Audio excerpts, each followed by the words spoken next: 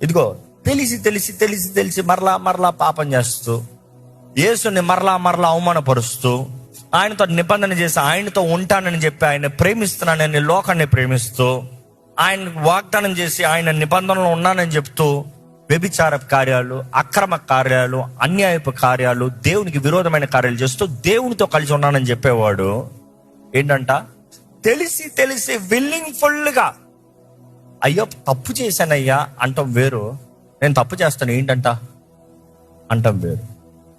So పాపం అని తెలిసి తెలిసి చేస్తున్న వాడికి ఇంకా క్షమాపణ లేదంట. క్షమాపణ లేదంటే క్షమిస్తానికి దేవునికి మనసు లేక కాదు, ఆ మనసు రాయి అయిపోతుందంట, మొండి అయిపోతుందంట. ఐఎమ్ సారీ అనే రిపెంటెన్స్ రాదే. చెప్పాడు కదా, ఎన్నిసార్లు చెప్తావు అదే డైలాగ్లా, ఎన్నిసార్లు చెప్తావు ఇంకా చెయ్యనన్నా అదే డైలాగ్లా.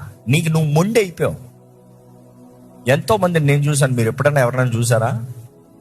ఒకప్పుడు మంచిగా భక్తిగా బ్రతికి, కానీ ఈరోజు క్రైస్తవులు అంటేనే ఏ అవసరమైతే నీకే చెప్తారు, ఆ భక్తికి ఎత్తు మాకు తెలుసులో పోయి, మేము బాప్తిజం చేసుకున్నాం, మేము దేవుని వెంబడించాం, మాకు అన్నీ తెలుసులే.